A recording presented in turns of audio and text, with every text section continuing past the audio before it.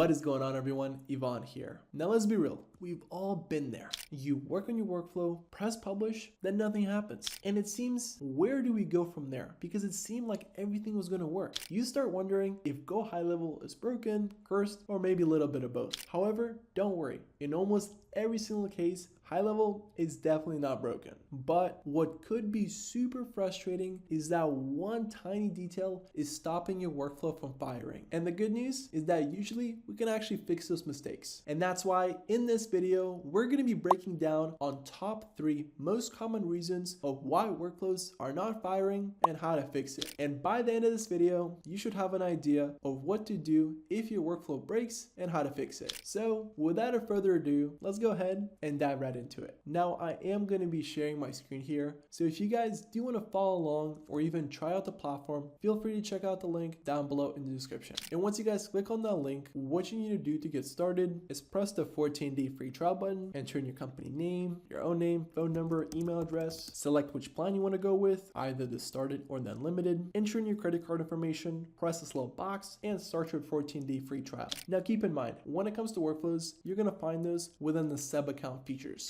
And what we need to do to access those is click on this little button right over here, press on the sub account, go to automations, and here's where you're gonna see all of your workflows. Now, for the very first reason, and this is quite simple, of why many workflows fail is because that initial trigger is missing. Now picture this, we built out confirmation emails, the wait times, more emails, SMS, different stuff like that. It's ready to go. We press publish, it doesn't work. Well, what ends up being a problem a lot of times is that your initial trigger is just not there or it's broken. For example, if I go ahead and click on this trigger, which is the appointment in this case, and something here doesn't line up with how your CRM is set up, then we could be in trouble. And if your trigger is not there or it's broken, then nothing will go into that workflow. So the number one thing that we need to make sure is that the event that we're selecting is going to be the correct one. And to select the event, it's quite simple. Go ahead and press on this little top bar right over here and just select exactly what you're looking for. And there's going to be different things when it comes to payments, courses, affiliates, opportunities, appointments, events, contacts, you name it. So make sure that this step is going to be correct. And if you didn't have one before, once you fix that, the whole system should be functioning smoothly. Now, for the second mistake that people often make is having specific parameters on their triggers or further conditions being very specific to the point that no one qualifies. And here's what I mean by this. If we go ahead and click on this initial trigger, we can actually see the different filters that are going on here. However, many people have these filters be hyper specific where pretty much no one qualifies. So what I would suggest is to keep these filters simple. In most situations, you do not need to add 5, 6, or 7 of them. 1 through 3 should do the job. So if I was in your guys' shoes in this position, what I would do is slowly start removing different filters, making things simpler. That way, you can kind of diagnose the problem without deleting everything. However, if your workflow is extremely lengthy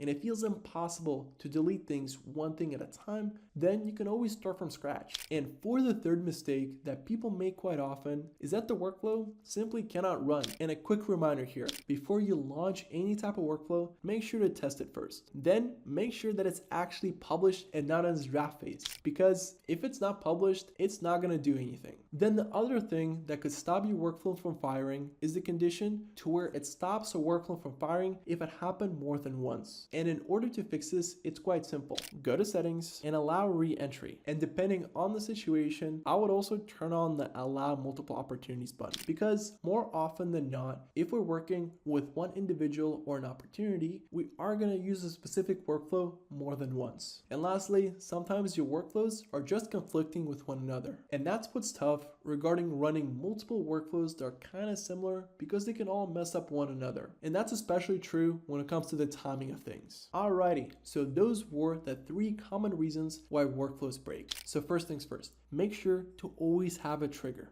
If we don't have that, nothing's gonna run. Then make sure for all of your internal structure conditions, like if-else statements or the triggers, that the actual filter conditions are not going to be too specific. Because if they are, then nothing is going to qualify. And lastly, if different workflows are using the same conditions, make sure that they don't sabotage one another. Because if they do, then that could be a huge problem. So here's an example for you. Let's say something is broken and we just cannot figure it out. I can go ahead and press on help with error and explain exactly what is happening and what I'm hoping to achieve. And the AI platform is actually going to walk you through step by step on how to fix that specific issue. That way, it can feel like you always have a teammate in your corner. And there you folks have it. As you guys saw, when workflows don't work, it's super tempting to blame the platform. But majority of the time, it is that one little detail that is stopping your workflow from firing. Once you understand those patterns, debugging will become a lot less stressful. So, as I mentioned before, if you want to try out the platform for yourself, feel free to check out the link down below in the description. And if you found this video helpful, please make sure to leave a like and subscribe for more videos like this, as it tremendously helps support the channel. Till next time, peace.